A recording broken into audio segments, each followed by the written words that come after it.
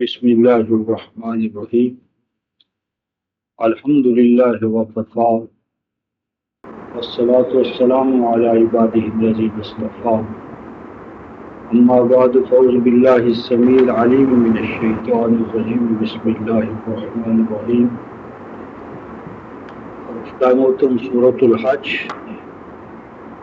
آیت نمبر 3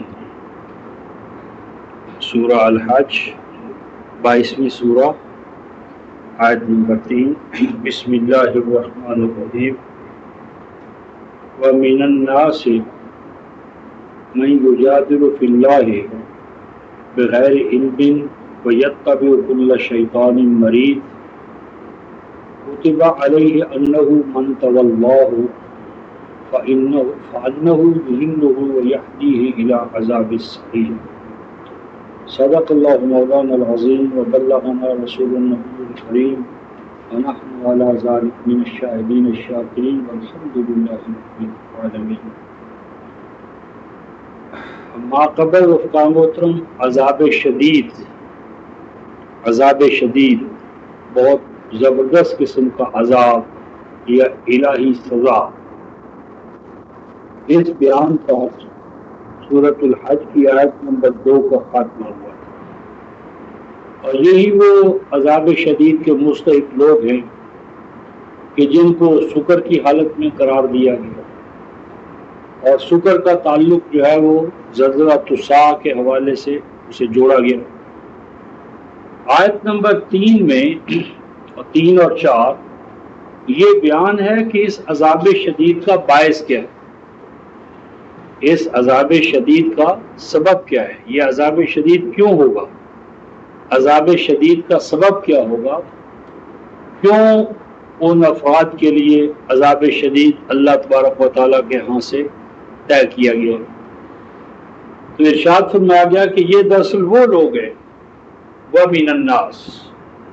یہ جہاں بھی قرآن حکیم میں وَمِنَ النَّاسِ جیسی ترکیب آئی ہے رفقا محترم، تو یہ ٹائپس آف پرسنالٹیز، ان مقامات میں انسانی شخصیت کا تنوع، الگ الگ نوعیت کی انسانی شخصیتیں، بگڑی ہوئی شخصیتیں، بنی ہوئی شخصیتیں، بناؤ سزار کی حامل شخصیت، اور فساد اور بگاڑ سے مالا مال شخصیت. تو من الناس جہاں بھی آئے گا یہ انسانی شخصیت کا بیان ہوگا، یا مثبت حوالے سے یا منفی، یا تعمیری یا تخریبی. یہاں پر قرآن حکیم میں یعنی سورہ الحج میں جہاں بھی من الناس آیا ہے، اس کا غالب بیان منفی اور سلبی نوعیت کی جو شخصیت ہے، اس کے جو اوصاف، خصوصیات یا جس سے وہ پہچانی جاتی ہے، ان علامات کے حوالے سے یہ ہے. اس وقت ہمارے سامنے جو بیانات آ رہے ہیں تو یہ تخریبی، تباہ ہونے والی، اللہ تعالیٰ کے انعام سے محروم ہو کر اپنے آپ کو غضب کی زد میں لے جانے والی شخصیت، اس کا بیان ہے.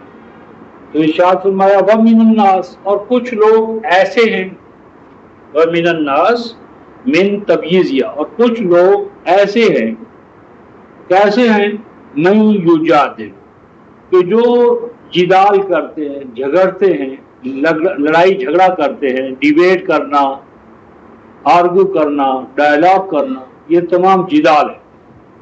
یعنی جدال یا تو زبان سے ہوگا یا ہاتھ سے.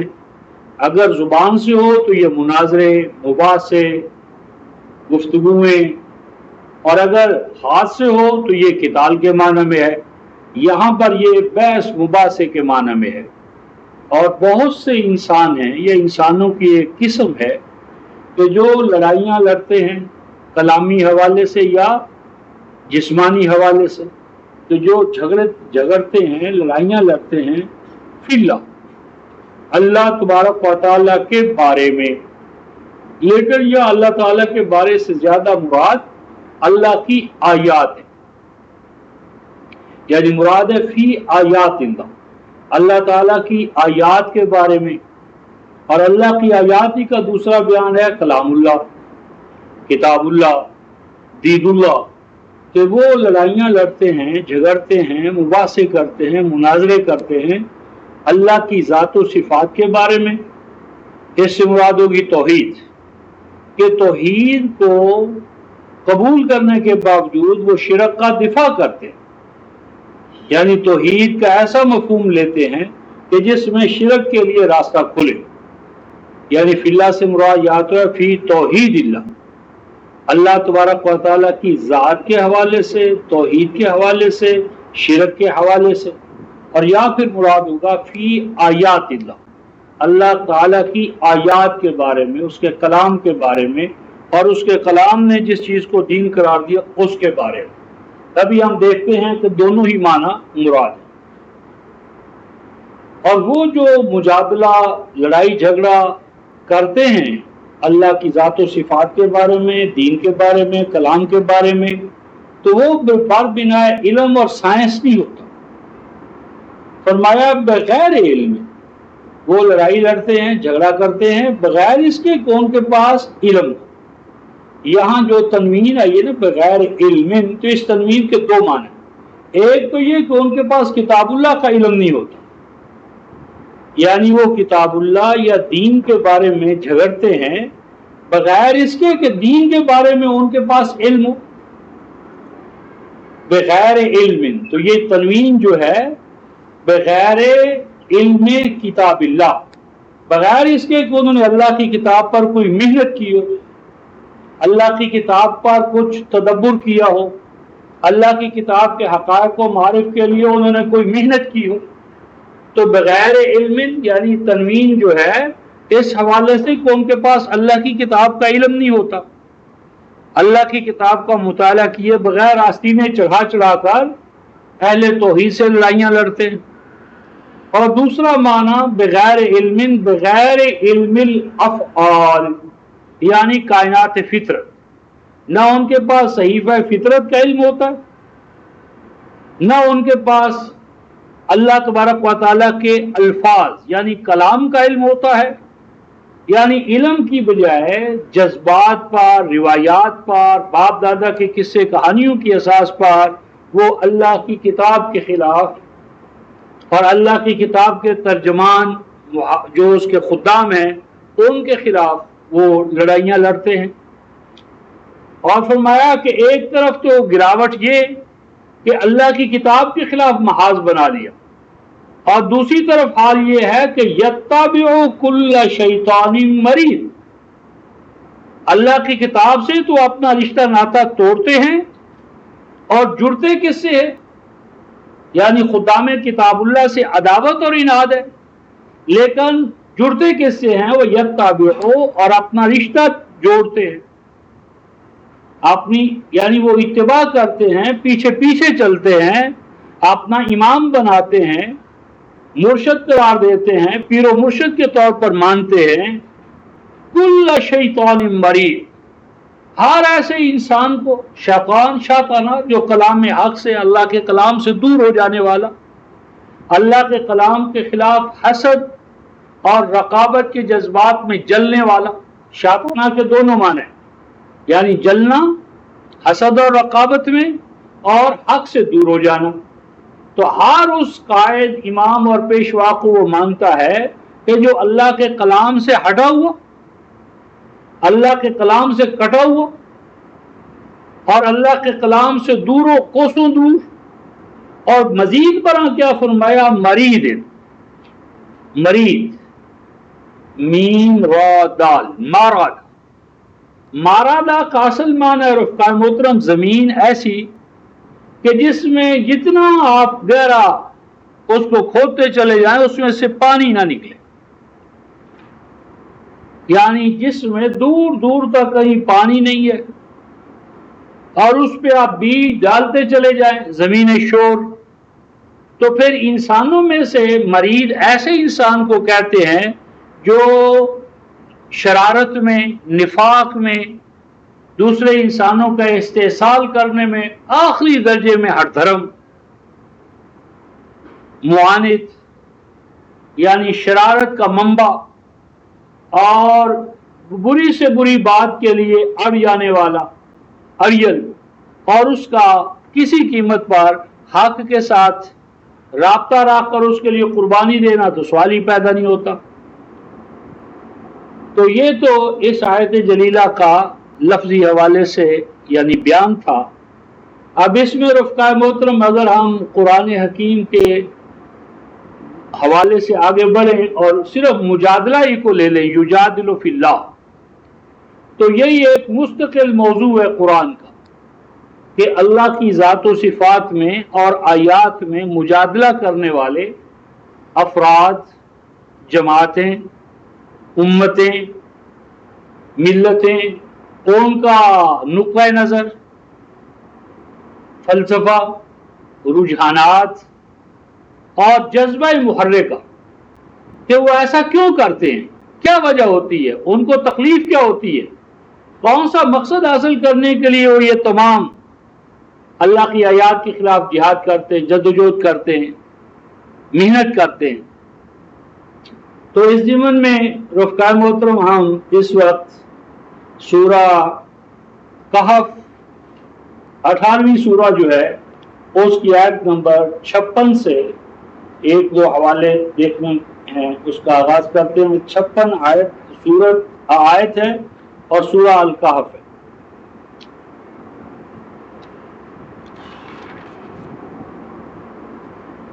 تمام رسولوں کے ساتھ یہی کچھ ہوا، یہی قرآن کے دور میں ہوا، اور یہی ہر اس دور میں ہوگا کہ جس وقت قرآن کی خالص دعوت آپ قرآن کے منہاج پر آپ چلائیں گے۔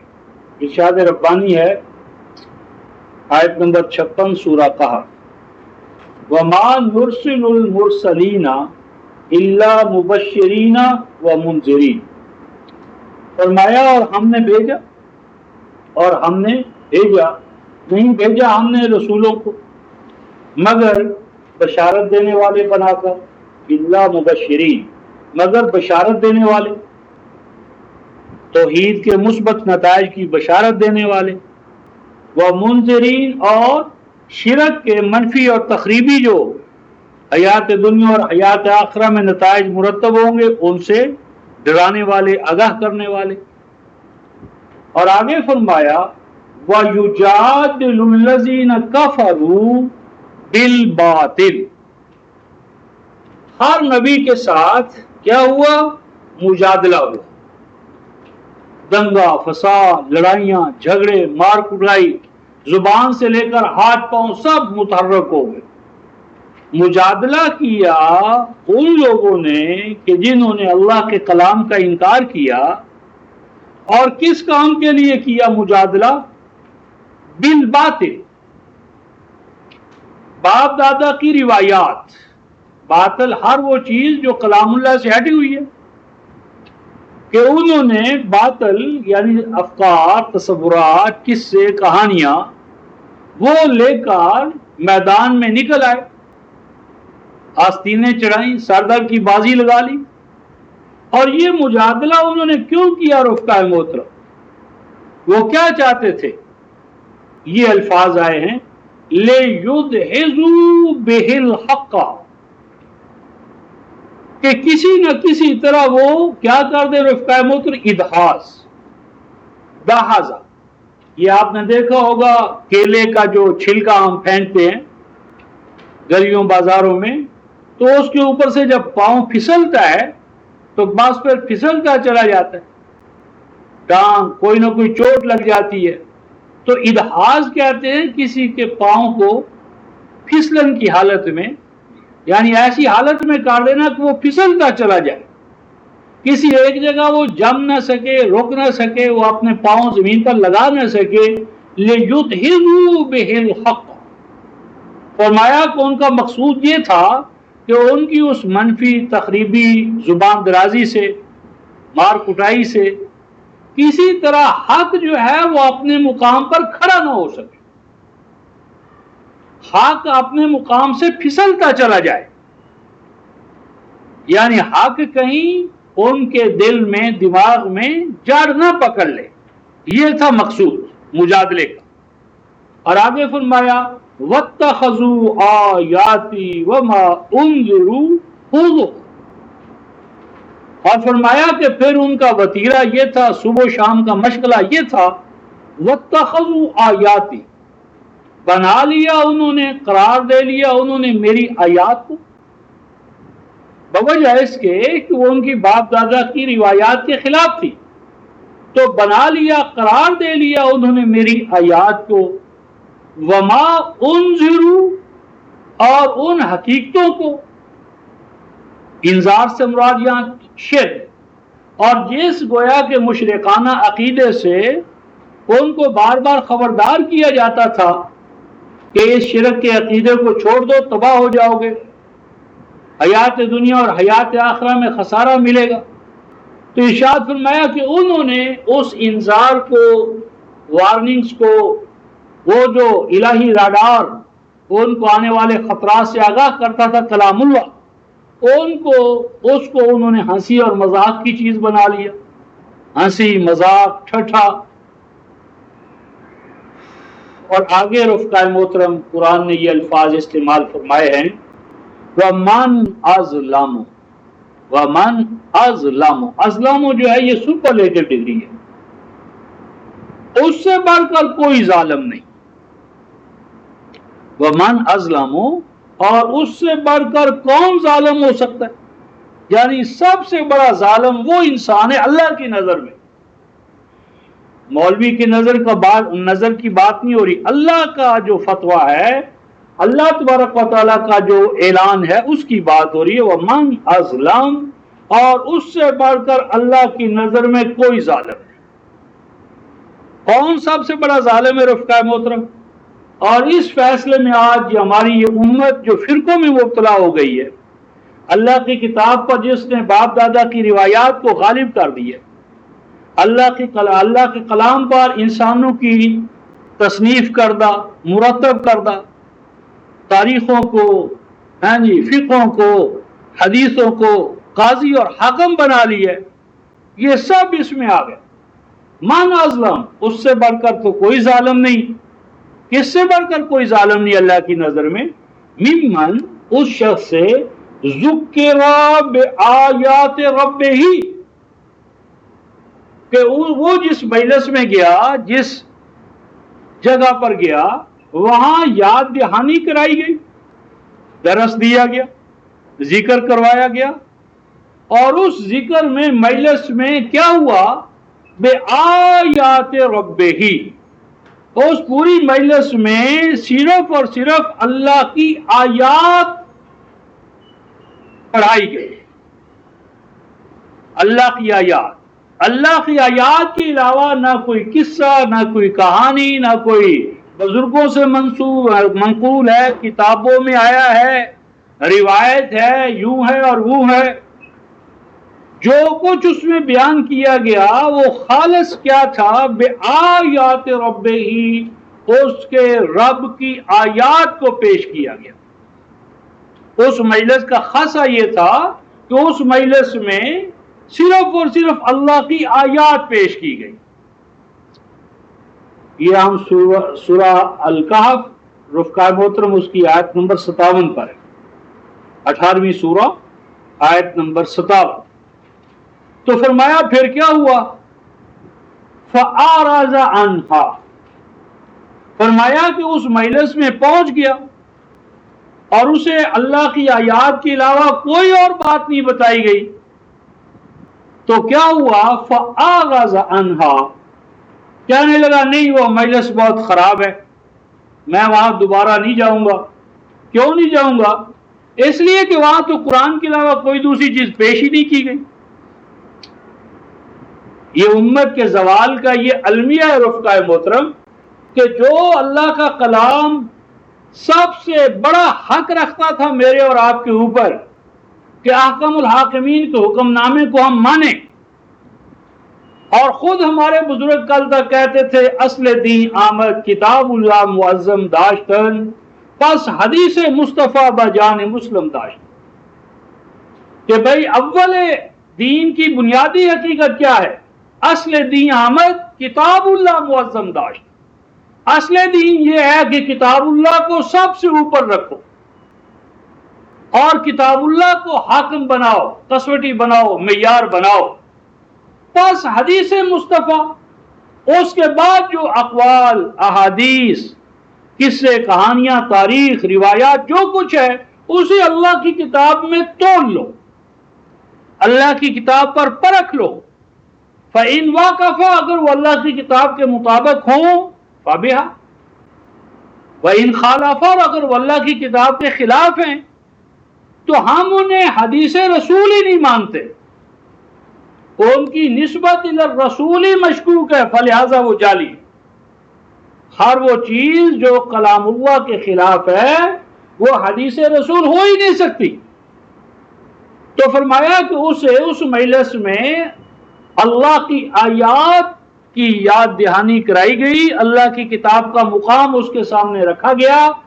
فَأَعْرَضَ عَنْهَا، تو بجائے اس کے کہ خوش ہوتا، لبیک کہتا کہ اللہ کا شکر ہے، مقام شکر ہے کہ ہم اللہ کے کلام سے بہرہ ہوئے، فیضیاب ہوئے، کوئی ادھر ادھر کی بات وہاں آئی نہیں. لیکن کیا کیا؟ فَأَعْرَضَ عَنْهَا، منہ موڑ لیا، اس کنی کترائے، بیک آؤٹ ہو گیا، لبیک نہیں کہا ہمارے اس قرآن پر اس نے. وَنَسِيَ مَا قَدَّمَتْ يَدَاهُ، اور وہ بھول گیا، وَنَسِيَ، اور وہ بھول گیا، مَا قَدَّمَتْ يَدَاهُ، کہ اس کے ہاتھوں نے اسے کس طرح جیل خانے میں ڈالنا ہے.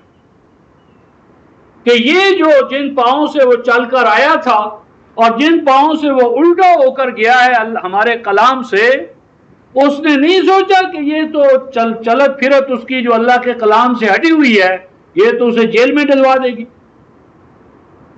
ما قدمت یدا، وہ اعمال بد جو اللہ کی کتاب سے ہٹے ہوئے تھے ان کو بھول گیا کہ ان کی سزا کا جب وقت آئے گا تو وہاں وہ کیا کرے گا. فرمایا انا جعلنا علی قلوبہم اکنۃ ان یفقہوا وفی آذانہم وقرا، فرمایا کہ ان کی اے رسول بیماری یہ ہے، انا جعلنا علی قلوبہم، فرمایا کہ ہم پاتے ہیں ان کے دلوں اور دماغوں پر کیا؟ اکنہ، پردے. یہ پردے کیا ہیں رفقا محترم؟ اکنہ غلاف، پردے، روایت پرستی کے، اکابر پرستی کے، فرقہ پرستی کے. یہ جو کلرفل گلاسز رفقا محترم کوئی شخص اپنی آنکھوں پر چڑھا لے تو اس کو کائنات ویسے ہی نظر آئے گی جیسا کہ اس نے وہ اینک پہنی ہے رنگین رنگدار. اس سے بحث فضول ہے کہ کائنات وہ کہتا ہے نیلی ہے، ہم کہتے ہیں نہیں بھائی بے رنگ ہے، سفید ہے. وہ قسم کھا کر کہتا ہے نہیں صاحب نیلی ہے، تو بحث فضول ہے. اسے کہنا یہ چاہیے کہ یہ رنگدار اینک اتار دے. تو جب تک رفقائے محترم جو عقیدہ ہے نا، یہ کہیں تو روایت پرستی ہے، کہیں اکابر پرستی ہے، کہیں مشائخ پرستی ہے، کہیں بزرگوں سے سنا ہے، کہیں جی ہمارے مولوی صاحب تو یوں کہتے ہیں، ہم نے تو یوں سنا ہے. تو یہ سارے پردے جو ہیں ان کو چاک کرنا پڑے گا، ان دبیز پردوں کو کاٹنا پڑے گا. اللہ کا کلام کیا ہے اور کیا نہیں، کسی مولوی سے رفقا محترم مت پوچھو. اللہ کا کلام ہے، اللہ ہی سے پوچھو کہ اس کا کلام کیا ہے اور کیا نہیں ہے. معنی قرآن ز قرآن پرسو بس. فرمایا ہم پاتے ہیں ان کے دلوں اور دماغوں پر کیا؟ عقیدہ، کنین، وہ چیزیں کہ جنہوں نے ان کو کلام اللہ سے دور کر رکھا ہے. این یفقہوا، یہ کہ وہ قرآن کو خالص طریقے سے سمجھ سکیں. وفی آذانہم وقرا، اور ہم پاتے ہیں ان کے کانوں میں ڈاٹ، کہ انہوں نے اپنے کانوں میں ایسی چیزیں داخل کر لی ہیں کہ اللہ کے قرآن کی آواز اب ان کے دلوں اور دماغوں میں نہیں جا رہی. اور آگے فرمایا وَإِن تَدْعُهُمْ إِلَى الْهُدَى، اور اے رسول اگر تو بھی بلائے ان کو اللہ کی ہدایت کی جانب، یعنی ایسے افراد جو اپنے دلوں اور دماغوں پر باپ دادا کی روایات کو، قصوں کو، کہانیوں کو غالب کر لیں، تو اگر رسول بھی ان کو خدا کی کتاب اس کی ہدایت کی طرف بلائے، میں اور آپ تو کوئی چیز ہی نہیں، اگر رسول بھی خالص قرآن ان کے سامنے پیش کرے تو قرآن کا یہ فتویٰ ہے فَلَن يَهْتَدُوا إِذًا أَبَدًا، تو بھی یا رسول وہ تیری بات بھی نہیں سنیں گے، تیرے بیان سے بھی وہ قرآن کی طرف نہیں آئیں گے۔ یعنی گویا کہ باپ دادا کی جو محبت ہے، اکابر پرستی ہے، مشائخ پرستی ہے، فرقہ پرستی ہے، اس رجحان کے تابع ہو کر انسان نبی کو بھی، نبی کی زبان پر بھی اسے اعتبار نہیں رہتا، اور اس حوالے سے نبی کو کس کٹھن صورت احوال سے گزرنا پڑتا ہے۔ رفقائے محترم، اس کا ایک اور حوالہ ہم سورہ الفرقان 25ویں سورہ آیت نمبر 25-41 مکہ کا ماحول قرآن کے حوالے سے کیا تھا، اور نبی پاک صلی اللہ علیہ وسلم نے کن کٹھن حالات میں اس قرآن کا کام کیا، اور وہی آج سنت یعنی خیر الانام آج ہم سے بھی مطالبہ کرتی ہے رفقائے محترم کہ جس کا ہم کلمہ پڑھتے ہیں اپنے آپ کو اسی سنت کا متبع بنیں۔ آیت 41 سورہ الفرقان، وَإِذَا رَأَوْكَ، اور اے رسول وہ جب کبھی آپ کو دیکھتے ہیں، ابھی آپ کو اور ہمارا تو رفقائے محترم یہ مقام نہیں آیا، اور یہ آ کر رہے گا۔ اگر یہ نہیں آیا تو ابھی ہمارے مسئلے میں کوئی گڑبڑ ہے۔ قرآن کہتا ہے وَإِذَا رَأَوْكَ، اور اے رسول جب کبھی یہ لوگ آپ کو دیکھتے ہیں، وہ رسول جو صادق امین، جس کی یعنی شخصیت پر کہیں کوئی داغ کوئی دھبا، وہ تمام خردبینی تجزیے کے باوجود تلاش نہیں کر سکے، جب اس نے قرآن پیش کیا تو کس مقام پر قوم نے پہنچایا؟ وَإِذَا رَأَوْكَ، اور جب کبھی وہ آپ کو دیکھتے ہیں کیا ہوتا ہے؟ إِن يَتَّخِذُونَكَ إِلَّا هُزُوًا، تو نہیں کرتے وہ آپ کے ساتھ مگر کیا؟ مذاق، ٹھٹھا، یعنی اس کو سنجیدہ گفتگو کے قابل ہی نہیں سمجھتے تھے، سنجیدہ گفتگو کے قابل ہی نہیں۔ رسول صادق بھی ہے، امین بھی ہے، کریکٹر والا ہے، اور حسب اور نسب میں عالی مقام ہے، لیکن قرآن پیش کرنے کی وجہ سے، اس کی توحید پیش کرنے کی وجہ سے، اور اس کے بتائے ہوئے شرک کو بیان کرنے کی وجہ سے نہ اس کی صداقت پر اعتبار رہ رہا ہے، نہ امانت پر، نہ حسب پر، نہ نسب پر۔ جب کبھی وہ دیکھتے ہیں ٹھٹھا، مذاق، گالی گلوچ، اور اس میں بھی رفقائے محترم عجیب عداوت اور اناد کہ ٹھٹھا مذاق بھی براہ راست نہیں کرتے تھے۔ براہ راست کسی کے ساتھ طنز کرنا، یہ بھی اسے کچھ ویٹ دینا ہوتا ہے، مقام دینا ہوتا ہے، لیکن وہ مکہ والے رفقائے محترم طنز اور مذاق بھی براہ راست نہیں کرتے تھے۔ کیا کرتے تھے؟ یہ دیکھیے، اَهَٰذَا الَّذِي بَعَثَ اللَّهُ رَسُولًا، وہ بجائے اس کے کہ نبی گزر رہے ہیں ان کو براہ راست مذاق کریں، تو اس کا تو مطلب ہوا کہ وہ اسے مخاطب بنا کر کوئی مقام دیتے۔ قرآن کہتا ہے براہ راست مذاق کرنے کی بجائے وہ ایک دوسرے کو کہنے لگتے تھے دیکھو سرا، دیکھو تو صحیح، یہ صاحب جو جا رہے ہیں، وہ صاحب جو آ رہے ہیں، صلی اللہ رسولہ، بتاؤ بھائی کیا واقعی یہ شخص جو آ رہا ہے یہ اللہ کا رسول ہو سکتا ہے؟ اب مشرک مشرک سے پوچھے، کافر کافر سے پوچھے، چور چور سے پوچھے، تو کیا وہ یعنی نبی پاک صلی اللہ علیہ وسلم کو براہ راست وہ مذاق کے قابل بھی نہیں سمجھتے؟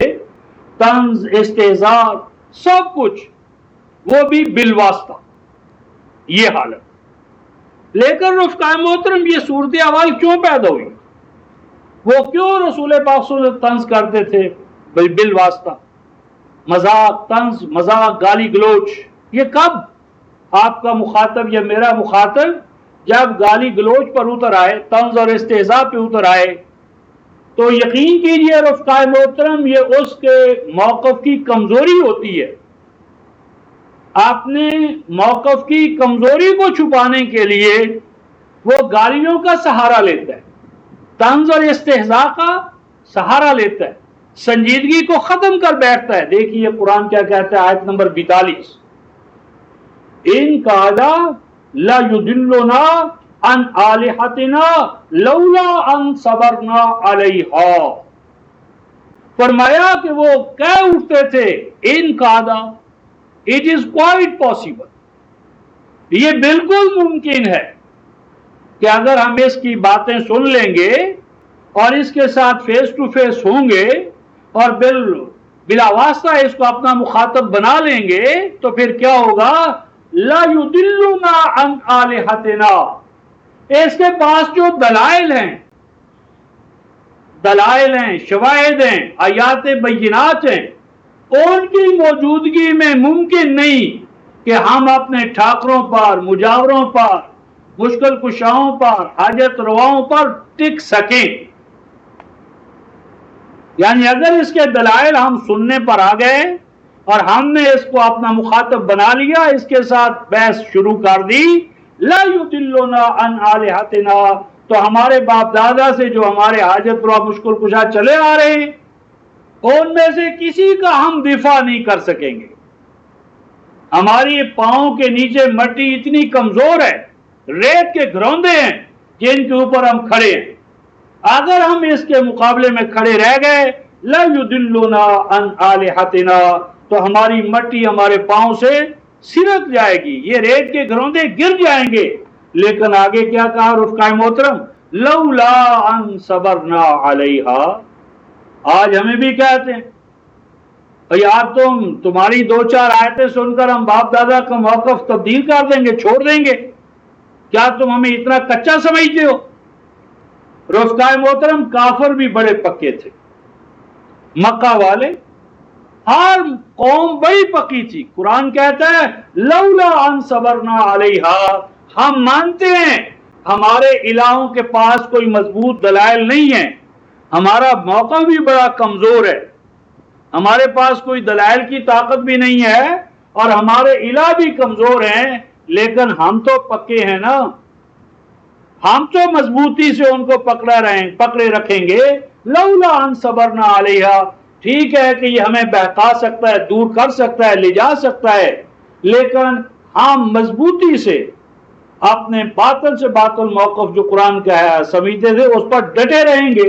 فرمایا وَسَوْفَ يَعْلَمُونَ حِينَ يَرَوْنَ الْعَذَابَ مَنْ أَضَلُّ سَبِيلًا. فرمایا کہ ان قریب ان کو پتہ چل جائے گا، جب ان کو سر کی آنکھوں سے یہ عذاب نظر آئے گا، اللہ کے سامنے جب جائیں گے اور اللہ پوچھے گا او انسان مسلمان بتا، تیرے سامنے میرا قرآن آیا، تو نے میرے قرآن میں حجت بازی کی اور باپ دادا کے کلام کو سر پر اٹھایا، کیا جواب دو گے؟ یعنی ایک بات یقینی ہے، بائے بسم اللہ سے والناس تک اللہ کا یقینی کلام آیا، اس میں تو تم تعویل در تعویل کا دروازہ کھولو اور اپنے ہی جیسے انسانوں کی جمع کردہ روایات کا دفاع کرو، تو احکم الحاکمین کے دربار میں کیا جواب دو گے؟ کیا موقف ہوگا تمہارا؟ فرمایا کہ اے رسول، اے داعی قرآن، بات یہ یوں ہے، ارأیت من اتخذ الہہ ہواہ افانت تکون علیہ وکیلا. فرمایا کہ بات یہ ہے کہ انہوں نے بنا لیا ہے اپنا الہ، خدا، کس کو؟ ہوا، اپنی خواہشات، خواہش نفس کو اپنا معبود بنا لیے، جو کچھ ان کا دل چاہتا ہے یہ من چاہی کرتے. اللہ کے بندے ہو کر اللہ کی جو رضا ہے وہ ان کا نصب العین نہیں. اگر اللہ کے بندے ہوتے تو کیسے ہو سکتا ہے کہ اللہ کے کلام کا جھنڈا بلند نہ کرتے؟ یہ اپنی اپنی خواہشات کی بندگی میں ڈوبے ہوئے، اور جو اب کوئی شخص خواہشات کی بندگی کو اپنا نصب العین اور مذہب بنا لے افانت تکون علیہ وکیلا، تو اے رسول کیا تو ایسے اشخاص کا وکیل ہو سکتا ہے؟ اور آگے ارشاد فرمایا رفقائے محترم، بات اس سے بھی آگے بڑھی ہوئی ہے، کیا؟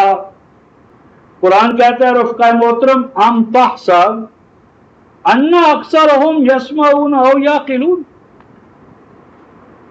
اے رسول، اے مومن بالقرآن، کیا تو گمان کرتا ہے، ام تحسب، کیا تو گمان کرتا ہے، ان اکثرهم، کہ ان کی جو اکثریت ہے، سواد اعظم ہے، ان کی اکثریت اور سواد اعظم، کیا خیال ہے تمہارا، یسمعون او یعقلون، کیا واقعی یہ اپنے کانوں سے سنتے ہیں اور اپنی عقل اور دماغ سے یہ سوچتے ہیں، فیصلے کرتے ہیں؟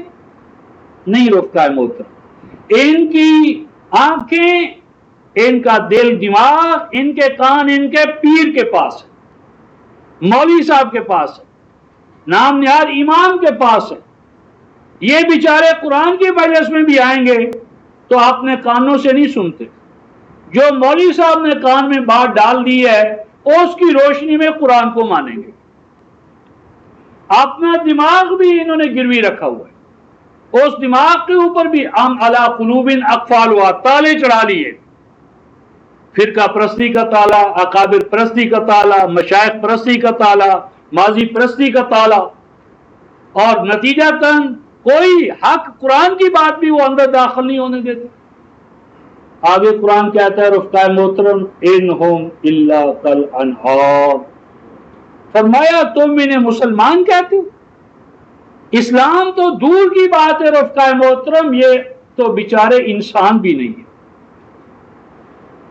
انہم الا کالانعام، فرمایا کہ ان کی حیثیت تو حیوانوں کی ہے، جس طرح حیوان کی نکیل، لگام انسان کے ہاتھ میں ہوتی، تو یہ بیچارے تو انعام ہیں، they are cattle and animals، نہ اختیار ان کا نہ ارادہ ان کا، جدھر مولوی صاحب نے ڈال دیا چل پڑے، جدھر پیر صاحب نے سبز جھنڈی دے دی انہوں نے اپنے آپ کو جذبات کی ہوا میں سوار ہو گئے۔ انہم الا کالانعام، فرمایا کہ یہ انسان نہیں، حیوان ہے۔ اے کاش کے صرف حیوان ہوتے، کیا کہا قرآن حکیم نے، بل ہم اضل سبیلا، فرمایا انسان یہ جب حیوان بنے ہیں تو حیوانات بھی ان سے پناہ مانگتے، ایسے انسانوں سے جو حیوان کے مقام پر گرتے ہیں، یہ حیوان ان سے بہتر ہیں، اب کیونکہ ان کے پاس ان کی جبلتیں ہیں، انسٹنکٹس ہیں جو سیزنل ہیں، اور جن میں فیوچر سائٹڈنس نہیں ہے، ذخیرہ اندوزی نہیں ہے، قتل و غارت نہیں ہے۔ دیکھیں آپ، کوئی گدھا کسی گدھے کے سامنے سجدہ نہیں کرتا، کوئی کتا کسی کتے کے سامنے سجدہ نہیں کرتا، کوئی کوا رفقائے محترم دوسرے کوے کا شکار نہیں کرتا۔ اور یہ انسان جب اللہ کی عطا کردہ وحی کو چھوڑتا ہے تو پھر یہ ایک دوسرے کا شکار بھی ہوتا ہے اور شکاری بھی۔ مار تھا اپنی جیسے انسانوں کے سامنے سجدہ ریز، اپنی جیسے انسانوں کو حاجت روا مشکل کشا، یعنی جب تک وہ زندہ ہوتا ہے اس کو یہ نہیں پتا ہوتا کہ دیوار کے پیچھے کیا ہے، اور جب وہ منو مٹی کے نیچے دفن ہو جاتا ہے اب وہ حاجت روا بھی ہے، مشکل کشا بھی ہے، 7 سمندروں سے اس کی پکار سن رہا ہے، پکار کا جواب دے رہا ہے۔ تو یہ رفقائے محترم اضل سبیلا۔ اور رفقائے محترم نبی پاک صلی اللہ علیہ وسلم نے بہت سے کام کیے، لیکن ایک بنیادی کام میں جو آپ حضرات کے سامنے اس حوالے سے رکھنا چاہتا ہوں وہ دیکھیں سورہ سبا، 34ویں سورہ،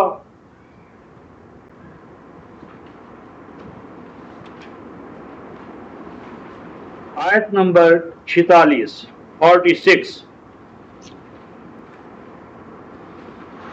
سورہ سبا 34ویں سورہ آیت نمبر 46، فرمایا کل، اے رسول اعلان کرو، اعلان کرو. بہت عام بات آ رہی ہے رفقائے محترم، اعلان کرو. کیا اعلان کرو؟ انما اعظکم بواحدہ، اے لوگو تم بھاگ رہے ہو میری مجلس سے، میری بات نہیں سننا چاہتے. چلو آج کی مجلس میں میری ایک ہی بات سن لو. آج میں بھی تمہارے سامنے کوئی لمبی چوڑی بات نہیں رکھنا چاہتا، میں تمہیں ایک ہی بات کہنا چاہتا.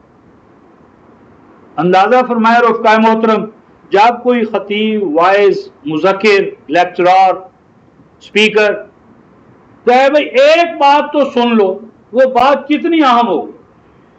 اور جب وہ بات خاتم النبیین کہیں کہ اے لوگوں ایک بات تو میری سن لو،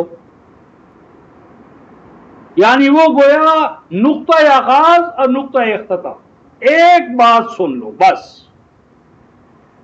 اب وہ اتنی اہم بات ذہن میں آتا ہے کہ کہیں گے کہ اللہ کو توحید کے ساتھ مان لو، میری رسالت کو مان لو، قرآن کو اللہ کا کلام مان لو. یہی تین بنیادی باتیں.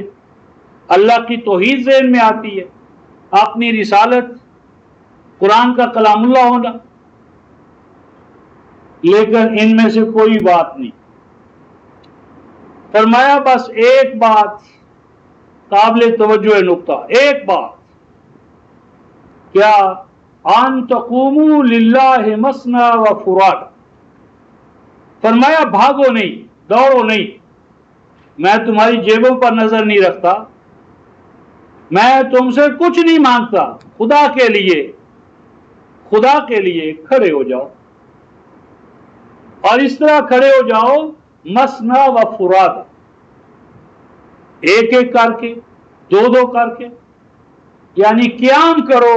یہ جو تم نے صدیوں سے اپنے اوپر نیند مسلط کر رکھی ہے، یہ جو گراوٹ میں تم مبتلا ہو گئے ہو، انحطاط میں جو تم گر گئے ہو، یہ جو کھڈ اور کھائیوں میں جا کر تم نے بسیرا بنا لیا ہے، خدا کے لیے نکلو، کھڑے ہو جاؤ، خود کھڑے ہو جاؤ، اور اپنے ساتھیوں کو، رفیقوں کو ایک ایک کر کے، دو دو کر کے قیام کرو. اور پھر کام کیا کرو؟ میں نے مطالبہ تم سے ایک ہی کرنا ہے. کیا؟ جو میں نے پہلے عرض کیا، نبوت، رسالت، کلام، توحید، آخرت. کیا؟ یہ تھا قرآن رفقائے محترم، کہ جس نے 25 سال کے اندر اندر، ربع صدی کے اندر اندر 3 بر اعظموں کو، ان کی ظلمات اور جہالتوں کو دور کر کے توحید کا نور پھیلا. Decline of the Roman empire میں لارڈ گیون کہتا ہے کہ رومن امپائر 800 سال، 600 سال تک نوع انسانی کو وہ نہ دے سکے جو محمد رسول اللہ کے کمپینینز نے، کامریڈز نے، رفقا نے 60 سال کے اندر دیا. ان رومن امپائر کی 6 صدیاں، 600 سال، اور اصحاب محمد صلی اللہ علیہ وسلم کے 60 سال. یہ کیا، کس چیز کا فیضان تھا رفقائے محترم؟ قرآن نے کہا تھا ثم تتفکروا. میں کچھ نہیں کہتا تم سے، کچھ مطالبہ نہیں کرتا، بس اتنا ہی میرا مطالبہ ہے. ثم تتفکروا، برائے کرم خود سوچا کرو، خود سوچنا شروع کرو. آپ نے دل دماغ کو سوچنے کے راستے پر ڈالو، سوچا کرو. بس اپنے دل دماغ سے سوچو، خود سوچو. تمہاری جگہ پر قیامت کے دن کوئی کھڑا نہیں ہوگا، نہ تمہارا استاذ، نہ باپ، نہ ماں، نہ مرشد.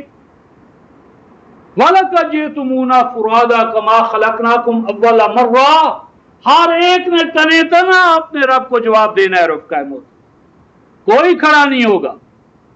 ثم تتفکروا، اپنے طور پر خود سوچو، سوچا کرو.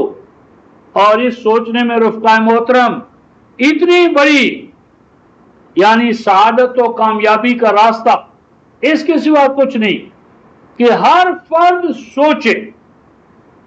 اور رفقائے محترم قیامت میں آپ کے پیپر میں لازمی کمپلسری پیپر میں یہ سوال آنے والا ہے.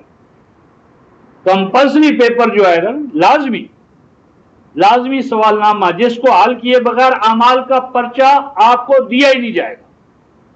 اعمال کا پرچہ ہے بے، پیپر بے، اور پیپر بی تب آئے گا جب آپ پیپر اے کو کلیئر کر لیں گے. پیپر اے رفقائے محترم توحید اور شرک کا ہو، اور اس پیپر توحید اور شرک میں ایک سوال یہ ہوگا، سورہ بنی اسرائیل آیت نمبر 36، لا تقف ما لیس لک بہ علم ان السمع والبصر والفؤاد کل اولئک کان عنہ مسئولا. ہر ایک سے جو سوال کیا جائے گا رفقائے محترم، آپ سے، مجھ سے، آپ کے ماں باپ سے، میرے ماں باپ سے، ہر ایک سے فردن اللہ پوچھیں گے، اے انسان ہم نے تمہیں کان دیے تھے، تجھے کان دیے، آنکھیں دی، دل، اپنی آنکھوں سے خود دیکھا یا نہیں دیکھا؟ یہ کمپلسری سوال ہوگا. کل اولئک کان عنہ مسئولا. اور رفقائے محترم یہی وہ مسئلہ ہے کہ اس کو ہم سورہ ملک 67 سورہ ہے، اس کی آیت نمبر 10 میں یوں دیکھتے ہیں کہ جہنم میں جانے والے جو افراد اور اقوام ہوں گی وہ جہنم میں کیوں جائیں گی؟ کہنے والوں نے تو کہا اولی پرسش نماز بعد، کئی وہ نماز کے پرچے میں فیل ہو جائیں گی، جہنم میں ڈال دی جائیں گی. یہ تھیسز عذر قرآن بیس لیس. پہلا سوال رفقائے محترم عذر قرآن میں آپ دعویٰ کر رہا، اولی پرسش قرآن بعد. آپ سے اور مجھ سے پہلا سوال قرآن کے بارے میں ہونا ہے. سورہ زخرف 43ویں سورہ کی آیت بھی 43 ہے. انہو لذکر اللہ کا وَلِقَوْمِكَ وَسَوْفَ تُسْأَلُونَ. رسول سے سوال ہوگا کہ آپ نے امت تک قرآن پہنچایا یا نہیں پہنچایا. امت سے سوال ہوگا تم تک قرآن پہنچا یا نہیں پہنچا. پہنچا تو تم نے قرآن کو کیا کیا، پہنچایا یا نہیں پہنچا. اولی پرسش قرآن بعد. صلاۃ تو اعمال کا مسئلہ ہے، اور اعمال شرک کے ساتھ اللہ کے قبول ہی نہیں ہوں گے. تو یہ 67 سورہ جو ہے رفقائے محترم اس کی آیت نمبر 10، اور یہ وہ سورہ ہے رفقائے محترم جو ہمیں بتانے والے بتاتے تھے کہ سونے سے پہلے پڑھا کرو کہ قیامت کے عذاب سے تمہیں بچائے گی. یقیناً اگر اس کے مضامین کو ہم جان لیں تو عذاب ہمارے قریب ہی نہیں آئے گا. آیت نمبر 9 اور 10 فرمایا کہ جب جہنمی جہنم میں ڈالے جائیں گے، کلما القی فیہا فوج سألہم خزنتہا الم یاتکم نذیر.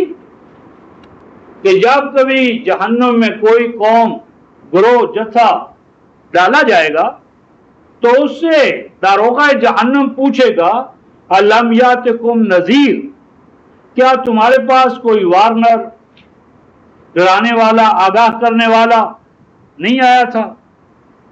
قالوا بلا، وہ کہیں گے کیوں نہیں. قد جاءنا نذیر، توحید پہ قائم کرنے کے لیے، شرک کے برے نتائج سے آگاہ کرنے کے لیے نذیر آئے تھے. فکذبنا، ہم نے ان کو جھٹلایا. وقلنا، اور ہم نے کہا ما نزل اللہ من شیء، تمہارے اوپر اللہ نے کچھ نازل نہیں کیا.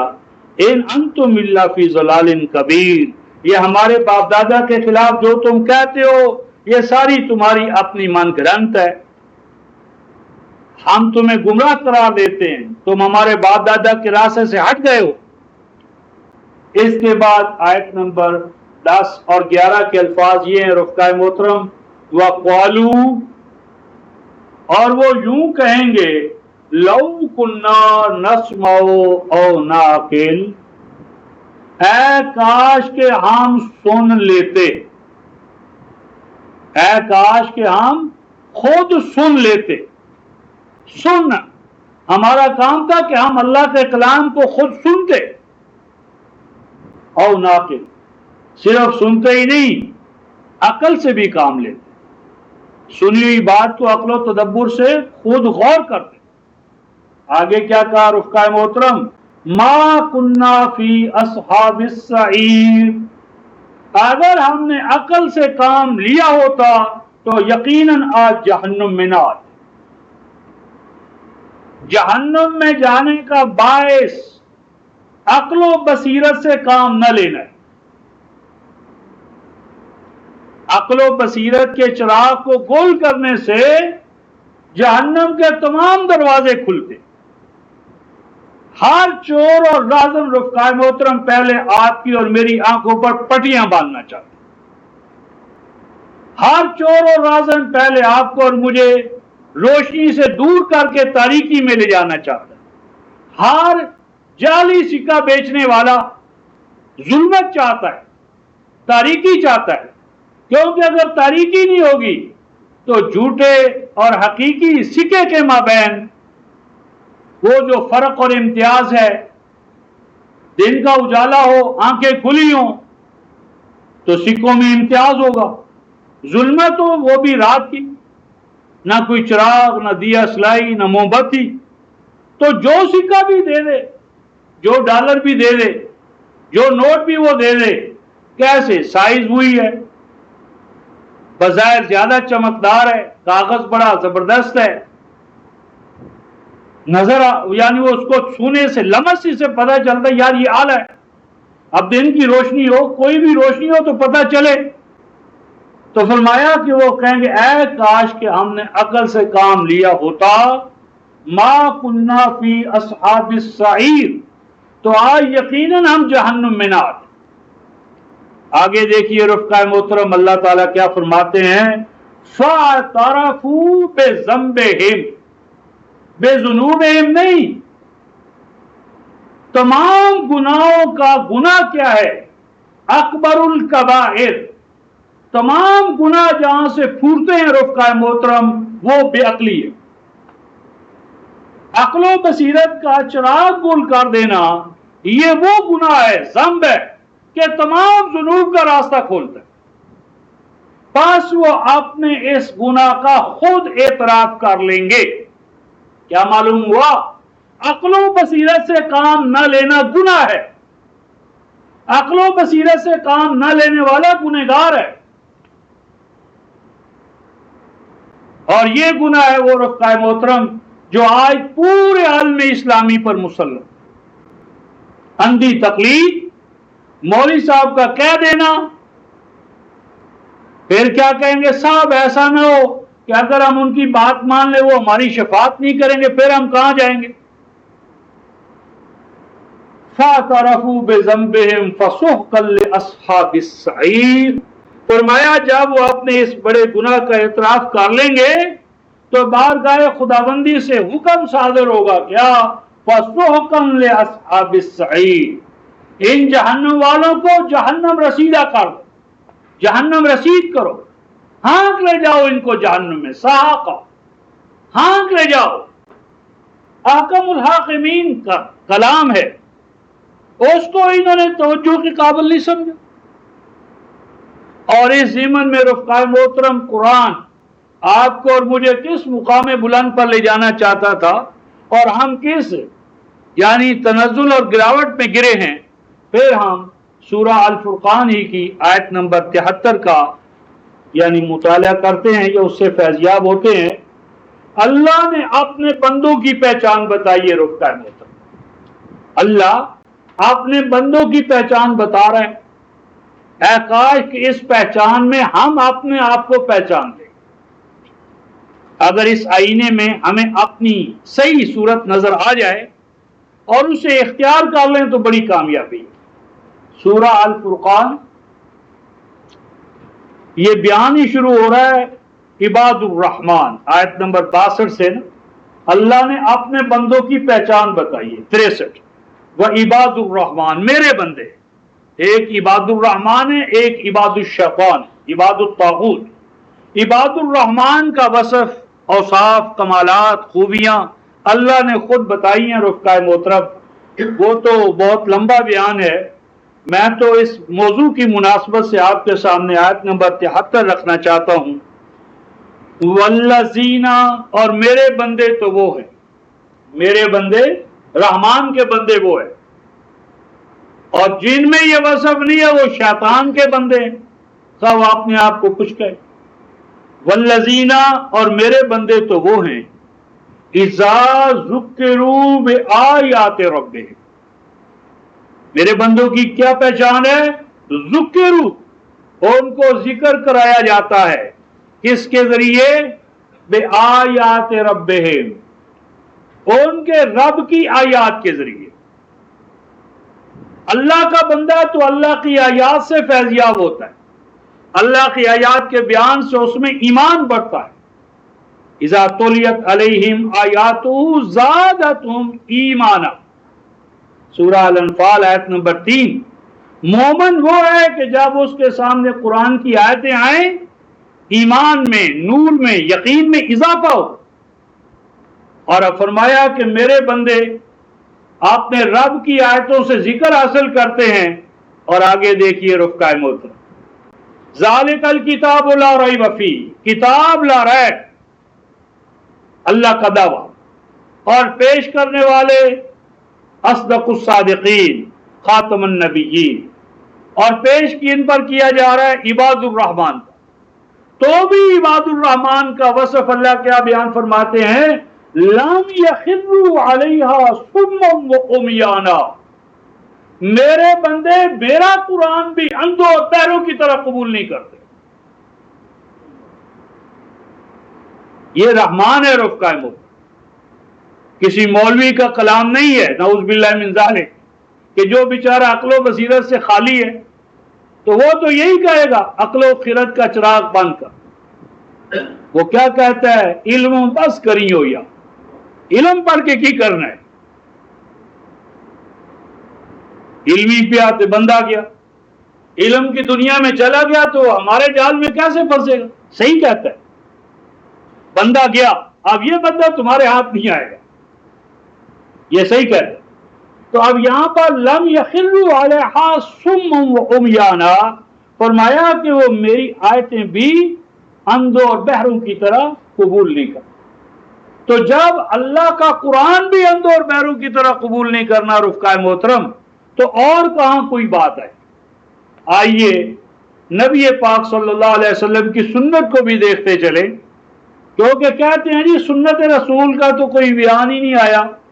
آؤ سنت رسول کو بھی دیکھیں تاکہ پتہ چلے کہ یہ قرآن ہے، اور سنت خیر و انام کیا ہے، سنت رسول کیا ہے، سنت مصطفیٰ کیا ہے. سورہ یوسف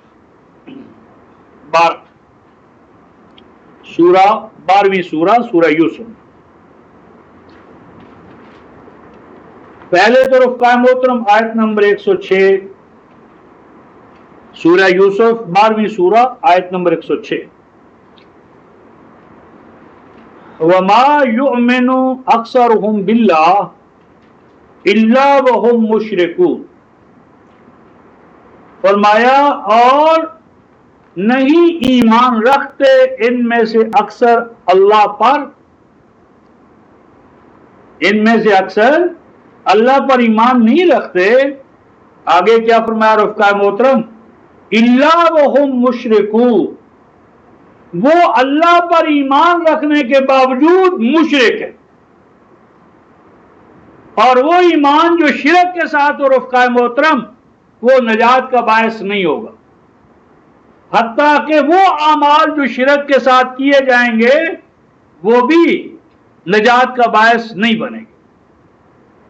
اگر انبیاء سے بھی اپنے تمام نبیوں والے اعمال کے باوجود کوئی شرک ہو جائے رفقا بفرض محال، تو سورہ الانعام آیت 6 سورہ ہے آیت 89، ان کے اعمال کو بھی اللہ نہیں تولیں گے.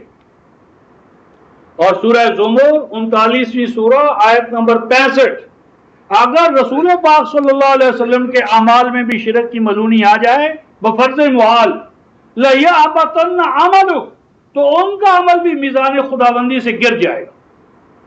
آپ اور ہم کہاں ہیں؟ اور اس ضمن میں رفقائے محترم سورہ روم کی آیت 32 ہمیشہ سامنے رکھیں، لا تکونوا من المشرکین، اے مسلمانوں مشرک نہ ہو جانا۔ مشرک کون ہوتے ہیں؟ من الذین فرقوا دینہم وکانوا شیعا، وہ لوگ مشرک ہوتے ہیں جو دین تو ایک لیکن دین کے اندر فرقے الگ الگ۔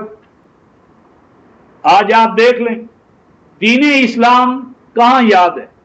دیوبندی ہے، بریلوی ہے، اہل حدیث ہے، جعفری ہے۔ جی آپ مسلمان ہیں؟ ہاں جی ہوں تو جی آپ کا فرقہ کون سا ہے؟ میرا فرقہ کوئی نہیں، تو پھر آپ مسلمان کیسے؟ فرقے اور اسلام لازم و ملزوم، یہ شرک ہے رفقائے محترم، توحید نہیں۔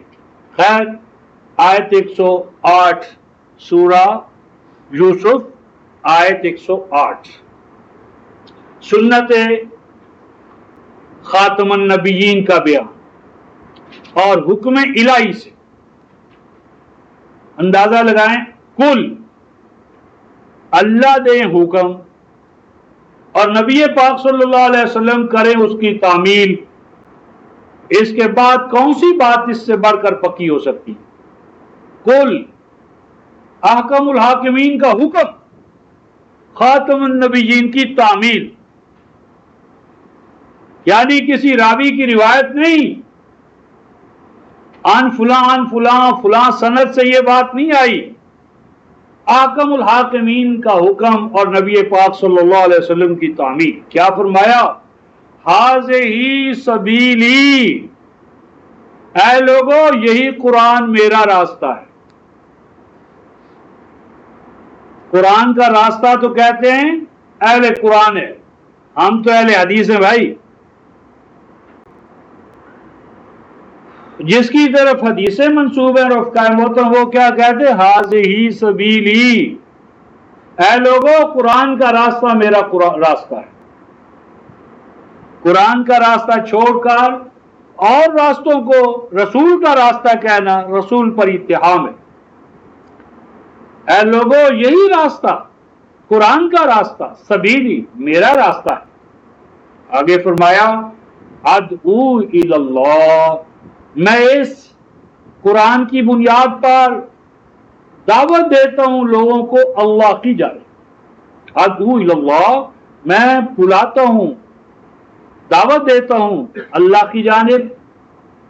اچھا اے نبی پاک علیہ الصلوۃ والتسلیم، آپ جو قرآن کی بنیاد پر اللہ کی طرف اس کی توحید کی طرف دعوت دیتے ہیں تو کس بنیاد پر؟ تقلید کی بنیاد پر، عقل و خرد کے چراغ کو بند کر کے کس طرح آپ دعوت دیتے؟ فرمایا علی بصیرۃ انا، میں اس قرآن کی دعوت کو کس انداز پہ دیتا ہوں رفقائے محترم؟ علی بصیرہ، بصیرہ ویژن، سائٹڈنس، انر سائٹڈنس، دلائل و بینات، روشنی، علی بصیرۃ انا، میں قرآن جب پیش کرتا ہوں تو دلائل کی بنیاد پر، بصیرہ روشنی کی بنیاد پر، تقلید کی بنیاد پر نہیں، دو اور دو چار کے انداز میں، دعویٰ اور دلیل دونوں اللہ کے کلام سے، عقلی دلائل، رحمانی دلائل، صحیفہ فطرت کے دلائل، دلائل و بینات، روشنیاں، میں اللہ کا قرآن، اس کی توحید اور شرک کا قلعہ جب کرنے کے لیے کھڑا ہوتا ہوں، قرآن پیش کرنے کے لیے علی بصیرۃ انا، میں روشنی کی بنیاد پر یہ کام کرتا ہوں۔ اب آئیے کون ہے رسول کے متبع، کون ہے رسول کی سنت کے تارک؟ یہ آیت جلیلہ لے کر رفقائے محترم پھر جائیں، منکرین سنت اور متبعین سنت کا فرق معلوم کر لیں۔ کیا کہا؟ وَمَنِ اتَّبَعَنِی، اور جو میری اتباع کرنے والے ہیں، میرے پیچھے پیچھے چلنے والے، مجھے فالو کرنے والے، وہ کون ہے رفقائے محترم؟ علی بصیرت انا و من اتبعنی، میرے وہ ہیں، میرے راستے پر وہ ہیں جو تمہیں میرا قرآن، اللہ کا قرآن بصیرت کی بنیاد پر پیش کریں گے، جو قرآن کو باپ دادا کی روایات پر پیش کرتا ہے، اندھی تقلید کی بنیاد پر پیش کرتا ہے، عقل و بصیرت کے چراغ کو گول کرنے کی دعوت دے کر آپ سے قرآن منوانا چاہتا ہے، قرآن کا فتویٰ وہ متبع رسول نہیں ہے، وہ منکر سنت ہے، آپ نے آپ پر سنت کا لیبل لگا دیا۔ یہ یہاں پر من اتبعنی معطوف ہے انا پر، انا معطوف علیہ ہے، اور انا پر رسول پاک صلی اللہ علیہ وسلم اپنی جماعت کا خود تعارف کروا دی ہے، وَمَنِ اتَّبَعَنِی، اور میرے راستے پر چلنے والا کون؟ جو تمہیں قرآن کی باتیں بتائے گا اور روشنی کی بنیاد پر، دلائل و بینات کی بنیاد پر۔ ایسا کیوں ہوگا؟ اے رسول ایسا کیوں کرنا چاہیے؟ اللہ اکبر، کیا فرمایا؟ وَسُبْحَانَ اللَّهِ، سبحان اللہ کو سمجھیں رفقائے محترم، یہاں سبحان اللہ کیوں آ رہا ہے؟ سبحان اللہ آئے گا کوئی ایسی بات کہنا جو اللہ کی شان کے خلاف ہو، اللہ کی شان سے جو بات لگا نہ کھائے اس کی نفی کرنے کے لیے سبحان اللہ آتا ہے۔ قرآن کہتا ہے اے لوگو پیش تو کریں یہ قرآن اور کہیں عقل و بصیرت کے چراغ گول کر دو، تو اس کا مطلب ہے کہ اللہ پھر اپنے قرآن کو دلائل و بینات کے نور سے پیش نہیں کرے گا؟ یہ اللہ کا کلام ہے، ہو اللہ کا کلام اور اس میں نور اور بصیرت نہ ہو، وہ سبحان اللہ، اور میرا اللہ تو ایسے نقص سے پاک ہے، یہ مولویوں کا خدا ہوگا۔ قرآن کا اللہ کہتا ہے نہیں، دلائل و بینات کی بنیاد پر میرا قرآن مانو، وہ سبحان اللہ۔ اگر یہ عقل و بصیرت کے چراغ کو گل کرے، ایسا اللہ ناقص ہے، ہم نہیں مانتے، لیکن ہمارا اللہ قرآن والا اللہ الرحمن علم القرآن، قرآن جس نے نازل کیا ہے وہ تا قیام قیامت معلم ہے، علم الانسان ما لم یعلم، قرآن کا معلم حی و قیوم ہے خود۔ فرمایا وسبحان اللہ، نقص ہے، میرا اللہ تو ہر نقص سے پاک ہے، اور آگے فرمایا وما انا من المشرکین، ہاں یہ صحیح ہے، مشرکوں کے ہاں تو ہوتا ہی ہے کہ عقل و خرد کی بات کرنی نہیں، لیکن فرمایا میرا تو ان سے کوئی تعلق نہیں، وما انا من المشرکین، اور میرا تو ان سے کوئی تعلق نہیں ہے۔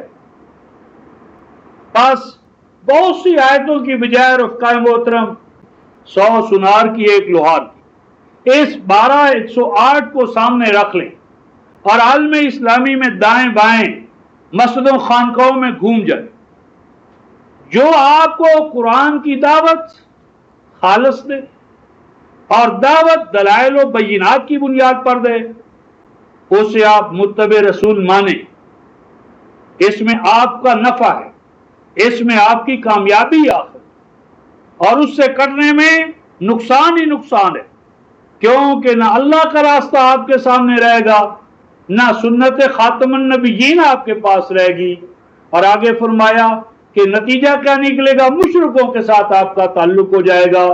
اور مشرک کون ہوتے ہیں رفقائے محترم؟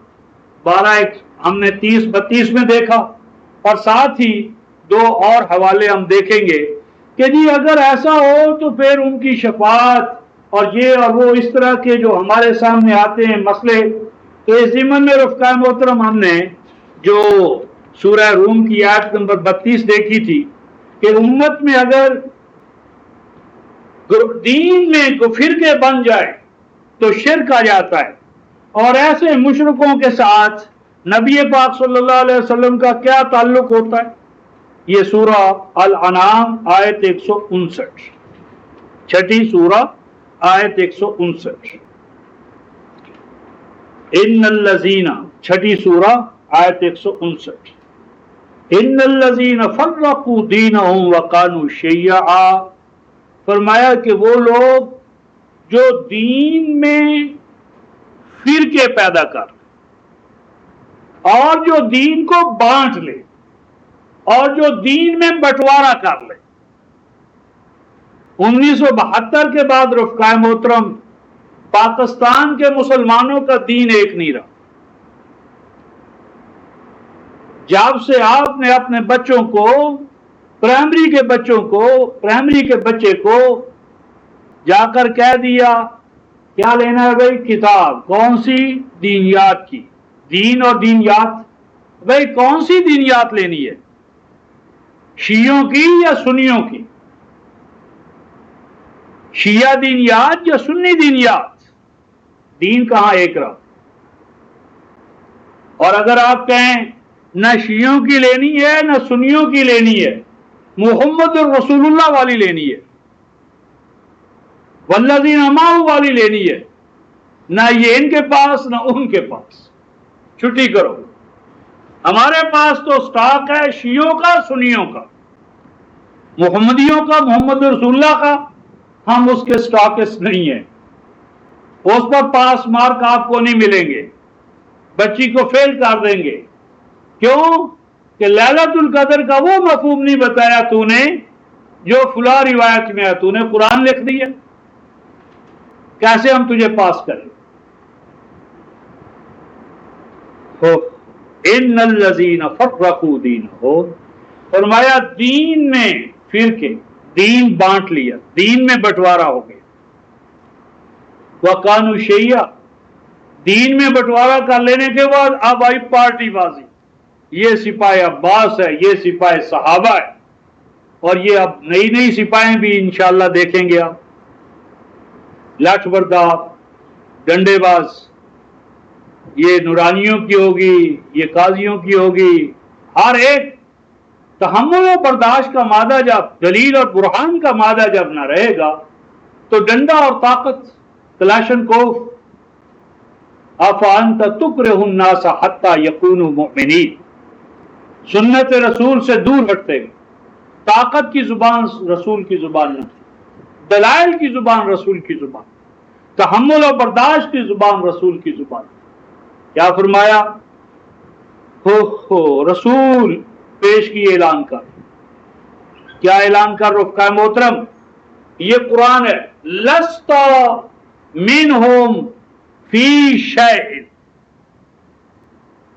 جنہوں نے اللہ کے دین میں بٹوارے قائم کر لیے، فرقے بنا لیے، جنود اور سپاہ الگ الگ بنا لی، اے رسول اعلان کر، کیا لست منہم فی شیء، نہیں ہے آپ ان سے کسی بھی چیز میں مشترک، فی شیء، کوئی چیز آپ کی ان میں نہیں ہے اور ان کی کوئی چیز آپ میں نہیں ہے۔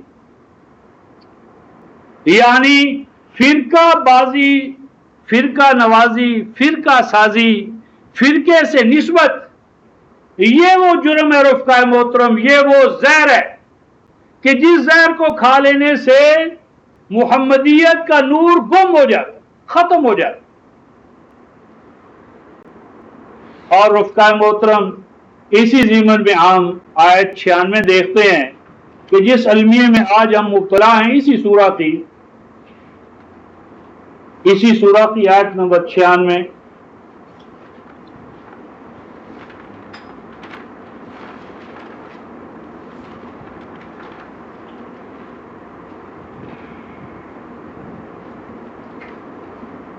بلکہ 94 دیکھ لیں پہلے، 94 سورہ الانعام آیت نمبر 94، وَلَقَدْ جِئْتُمُونَا فُرَادًا، اے مومن، اے مسلم سن لو، وَلَقَدْ جِئْتُمُونَا فُرَادًا، تم آؤ گے ہمارے پاس ایک ایک کر کے، تنہا، تمہارا پیر تمہارے ساتھ نہیں ہوگا، ماں نہیں ہوگی، باپ نہیں ہوگا.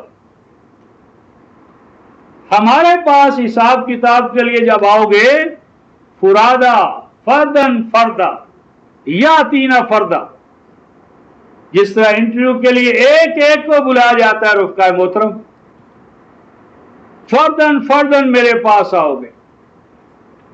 اور آگے کیا فرمایا رفقائے محترم، کما خلقناکم اول مرہ، جس طرح ماں کے پیٹ سے اس دنیا میں آیا ہے تنہ تنہا، ایک وقت میں، ایک لمحے میں.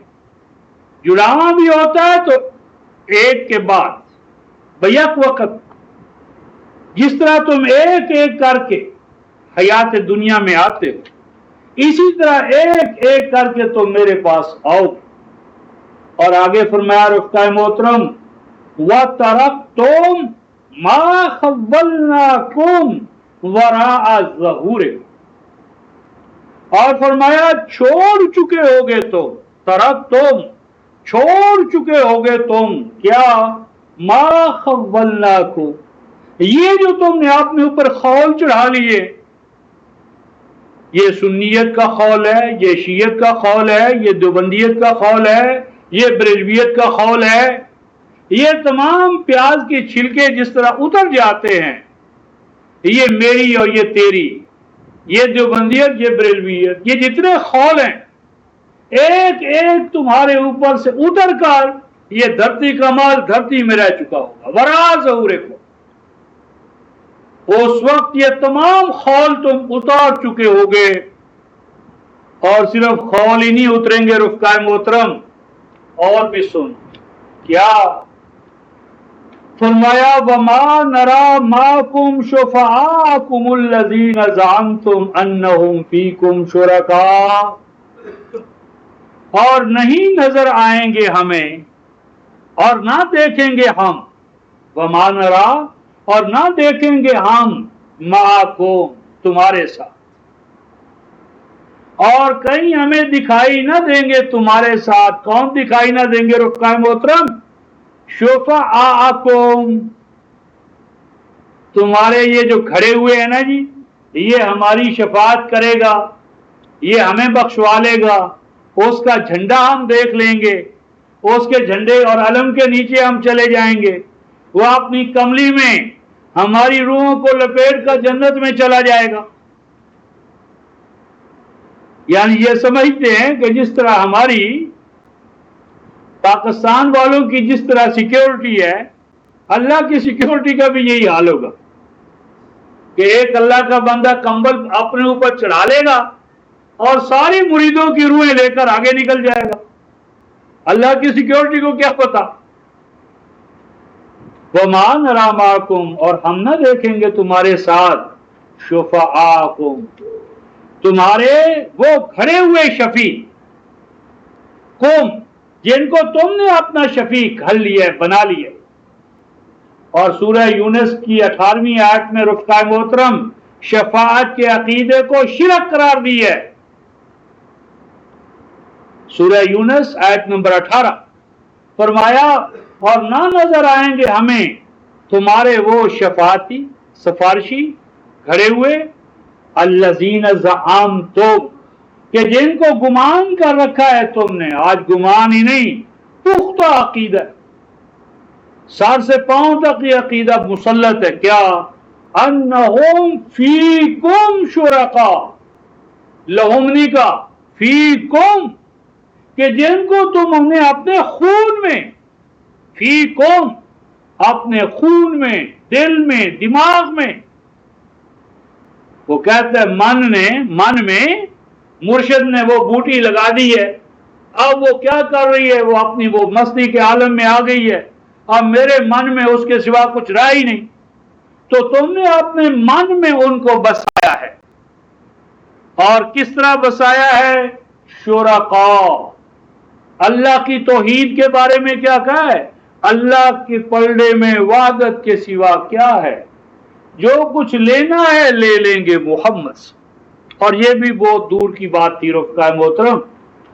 اب تو یہ ہم سنتے ہیں رفقائے محترم، پہلے تو کہتے تھے یہ ہیلا وسیلہ ہے، پہلے تو کہتے تھے اے اللہ ہمیں فلاں کے طفیل دے دے، وہ جو شجرہ نہیں پڑھاتے فلاں کے واسطے کر کرم، فلاں کے واسطے بلخی اور کسی کے واسطے. اور آپ تو کیا کہتے ہیں رفتان یوں کہتے ہیں نعوذ باللہ من ذالک یا شیخ عبد القادر جیلانی شیئن للہ.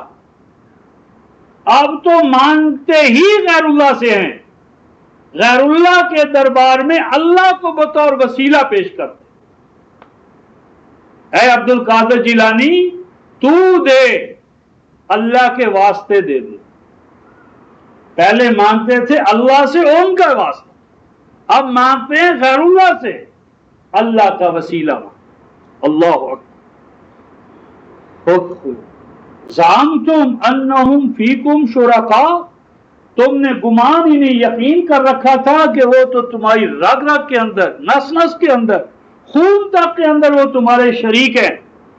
تو سنو لقد تقطع بینکم، تمہارے اور ان کے مابین حجابات، تم تنے تنہا آؤ گے، وہ دور کھڑے ہوں گے، اجازت نہیں ہوگی کہ وہ تمہارے ساتھ کھڑے بھی ہو سکے. تمہارے اور ان کے مابین جدائیاں، فاصلے. اور آگے فرمایا رفقائے محترم وَذَلَّ عَنْكُمْ مَا كُنْتُمْ تَزْعُمُونَ، اور جن کو تم نے بانسوں پر چڑھا رکھا تھا، جن کے گن گاتے تھے، جن کے قصیدوں میں الجھ کر تم نے میرے کلام کو ترک کر دیا تھا. اللہ کا کلام غلاف میں بند ہے اور پیر صاحب کے کلام کا وظیفہ ہو رہا ہے. ملفوظات ہے جی کس کے؟ شیخ عبد الغفور کے، مدنی صاحب کے، عباسی صاحب کے. عباسی اور مدنی کے ملفوظات کا ورد اور اللہ کے کلام پر پردے. ذل عنکم ما کنتم تزعمون، سب تم دبا کر بھاگ جائیں، کوئی نظر ہی نہیں آئے گا جن کو تم نے اپنے لیے سب کچھ گمان کر رکھا. اس ضمن میں رفقائے محترم وقت تھوڑا ہے، صرف آخری ایک آیت اس ضمن میں پیش کر کے ختم کرتا ہوں، پھر ہم سورہ الفرقان پہ پہنچتے ہیں. سورہ الفرقان آیت نمبر 17 اور 18. صرف رواں ترجمہ ہی سن لیں تو کافی ہے. وَيَوْمَ يَحْشُرُهُمْ، سورہ الفرقان آیت نمبر 17 اور 18. وَيَوْمَ يَحْشُرُهُمْ، لوگوں یاد رکھ لو، وہ ٹائم آنے والا ہے، وقت آ کر رہے گا کہ جب اللہ اکٹھا کرے گا انہیں، یعنی تمہیں، مجھے، ہم سب کو.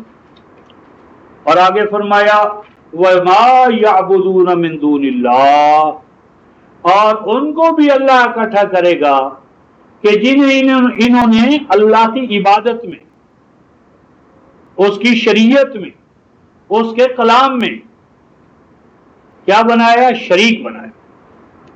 بلکہ آج تو کہتے ہیں رفقائے محترم اللہ کے کلام پر کہتے ہیں جب قرآن اور حدیث میں ٹائی پڑ جائے نَتَمَسَّكُ بِالْحَدِيثِ وَنَتْرُكُ الْقُرْآنَ، قرآن چھوڑ دیں گے، روایت کو پکڑ لیں گے. وَإِذَا تَعَارَضَ الْحَدِيثُ وَقَوْلُ الْإِمَامِ، اور اگر قول امام، ایک طرف امام صاحب کا قول ہے اور دوسری طرف حدیث ہے، نَتَمَسَّكُ بِقَوْلِ الْإِمَامِ وَنَتْرُكُ الْحَدِيثِ، قول امام کو دل و جان سے پکڑ لیں گے، حدیث کو چھوڑ لیں گے. المقلد، جو بندی اور بریلوی رفقائے محترم مقلد ہیں. مقلد کی تعریف کیا ہے؟ المقلد یتقلد بقول امامہ ولو خالف الحدیث والقرآن. مقلد کے لیے دین اس کے امام کا قول ہے، اگرچہ وہ حدیث اور قرآن کے خلاف ہی کیوں نہ ہو. تو ان ائمہ کو اللہ کٹہرے میں کھڑا کرے، کہے گا یہ تعلیم تم دے کر آئے تھے کہ میرے قرآن کو تو غلافوں میں باندھ کر کے رکھ دینا، اور تمہارے مجموعے اقوال، احادیث، فتاوا، ان کو دین بنا لینا، یہ اللہ تبارک و تعالیٰ قیامت میں سوال کریں گے. فیقول، پوچھیں گے، اَأَنْتُمْ أَضْلَلْتُمْ عِبَادِي هَؤُلَاءِ أَمْ هُمْ ضَلُّوا السَّبِيلَ. اے اماموں بتاؤ تو صحیح، ان میرے بندوں کو تم نے گمراہ کیا تھا؟ تم یہ فتوے دے کر آئے تھے، تم یہ تعلیم دے کر آئے تھے کہ میرا قرآن غلافوں میں بند کرنا اور اپنی جو تمہاری کتابیں تصنیفات فقہ ہیں ان پہ چلنا. ام ہم ضلوا السبیل، یا خود انہوں نے تمہارے بعد میرا راستہ چھوڑ دیا. حقیقت حال کیا ہے؟ اللہ کو تو علم ہے رفقائے محترم، یہ اتمام حجت کرنا مقصود ہے مقلدین پر. پھر اللہ کے وہ نیک بندے اگر ہوئے تو کیا جواب دیں گے؟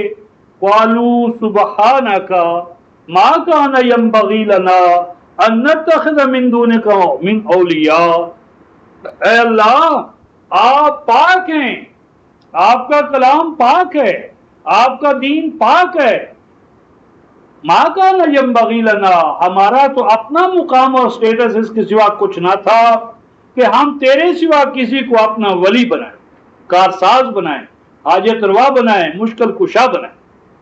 اب یہی سوال جب رفقائے محترم عبد القادر جیلانی سے ہوگا کہ بتا تو کیا کر آیا تھا کہ تو ہے مشکل کشا، حاجت روا، غوث الاعظم، بیڑیاں پار کرنے والا تو ہے، تو وہ کیا کہے گا؟ ہاں میں ہوں.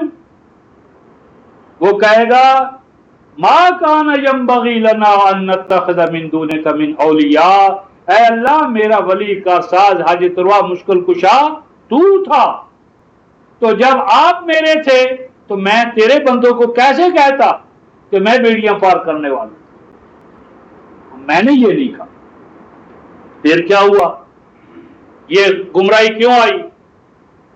وَلَٰكِن مَتَّعْتَهُمْ وَآبَاءَهُمْ حَتَّىٰ نَسُوا الذِّكْرَىٰ. فرمایا کہ وہ کہیں گے اللہ کے نیک بندے کہ بات یوں نظر آتی ہے کہ جیسے جیسے انہیں دنیا کا ساز و سامان ملتا گیا، متعتہم، جیسے جیسے ساز و سامان سے عیش آرام، مال حرام، دنیا کا ساز و سامان اکٹھا کیا انہوں نے اور ان کے باپ دادا نے، تو جب مال دنیا مقصود بھی ذات بن گیا تو اور فرمایا پھر کیا ہوا؟ حتیٰ نسوا الذکرا، تو اس کے نتیجے میں انہوں نے تیرا ذکر، تیرا قرآن چھوڑ دیا، بھلا دیا، اس کو پس پش ڈال دیا. اور آگے قرآن کہتا ہے رفقائے محترم وَقَالُوا قَوْمًا بُورًا. جب بھی کوئی قوم اللہ کا قرآن چھوڑے یقین جانو یہ قوم تباہ ہونے والی، بوا جن سے کاسد بن کے رہے. آگے کہا رفقائے محترم، یہ بیان اس لیے آ رہا ہے میرے اور آپ کے لیے، فرمایا فَقَدْ كَذَّبُوكُمْ بِمَا تَقُولُونَ. اے لوگوں ایسا نہ ہو کہ قیامت کے دن تمہارے ائمہ اکابر وہ بھرے میدان میں تمہیں جھوٹا قرار دے دیں. اگر ان ائمہ نے یہ کہہ دیا رفقائے محترم کہ اللہ ہم نے کبھی نے کہا تھا کہ ہماری کتاب کو سر پر چڑھا لے اور تیرے قرآن کو غلاف میں بند کر دے. یہ ابن اسحاق، واقدی، کلبی، ضحاک نامی دیکھے، تو اگر انہوں نے بھی وہاں کہہ دیا رفقائے محترم کہ ہم نے کتابیں اس لیے تو نہیں لکھی تھی، کہاں جائیں گے ہم؟ قرآن کہتا ہے فَمَا تَسْتَطِيعُونَ صَرْفًا وَلَا نَصْرًا. اس میدان سے کہیں بھاگنے کے لیے تمہیں جائے پناہ نہیں ملے گی. جن پتوں پہ تمہیں بھروسہ ہے اگر وہی ہوا دینے لگے تو کہاں جاؤ گے؟ اگر ان ائمہ نے تمہیں چارج شیٹ کر دیا تو کہاں جاؤ گے؟ فَمَا تَسْتَطِيعُونَ صَرْفًا، اس ہماری عدالت سے تم ادھر ادھر بھاگ بھی نہیں سکو گے، وَلَا نَصْرًا، اور کہیں سے تمہیں ایڈ اور ہیلپ بھی نہیں ملنی، کوئی مدد بھی نہیں تمہیں پہنچانے کے لیے آ سکتا. اور دیکھو رفقائے محترم قرآن کہتا ہے کہ یہ کہانی کسی اور کی نہیں، اس کو جگ بیتی نہ سمجھنا، اس کو یہ نہ سمجھنا کہ یہ دوسروں کی بات ہو رہی ہے، ہم تو الگ ہے۔ قرآن کہتا ہے وَمَن يَظْلِم مِّنكُمْ، اگر تم میں سے بھی کوئی ہوا جو ظلم کرے گا، ظلم کا سب سے بڑا مصداق کیا ہے رفقائے محترم؟ شرک۔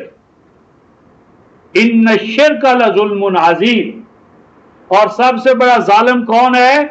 ابھی ہم نے سورہ الکاف کی آیت نمبر 57 میں دیکھا تھا، من اظلم ممن ذکر بآیات ربہ ثم اعرض عنہا۔ سب سے بڑا ظلم ہے کہ قرآن کی آیتوں سے توحید سمجھائی گئی اور پھر کنی کترا کے ڈنڈی مارنے لگا۔ تو جو کوئی تم میں سے ظلم کی روش اختیار کرے گا نذقہ عذابا کبیرا، تو وہ بڑے عذاب سے بچ نہیں سکے گا، بڑا عذاب اسے چکھنا پڑے گا۔ تو اس طرح رفقائے محترم ہم جو سورہ الحج تھی اس کی آیت نمبر 3 کا جو مجادلہ تھا، اس مجادلے کو فرمایا کہ وہ ہماری ذات میں، صفات میں، آیات میں مجادلہ کرتے ہیں بغیر علم۔ تو کل انشاءاللہ العزیز علم کے اندر جو بغیر علم کا مسئلہ آیا ہے، اس کو ہم سورہ لقمان، تو سورہ لقمان کی رفقائے محترم جو ابتدائی 7 آیات ہیں 1 سے 7 تک، ان کی روشنی میں اس آیت جلیلہ اور اس کے مقصود کو سمجھنے کی کوشش کریں گے اور دیکھیں قرآن کہاں سے ہمیں کہاں پہنچاتا ہے، بشرطے کہ ہم اس کے پیچھے پیچھے چلیں۔ تو اللہ تبارک و تعالی ہمیں قرآن کو اپنا امام بنانے اور اس کی توحید کو سیکھنے سکھانے، اور وہ شرک کے جو ہمارے لیے حیات دنیا اور آخرت میں تباہی کا باعث ہے اسے خود بچنے اور دوسروں کو بچانے کی توفیق عطا فرمائے۔ آخر دعوانا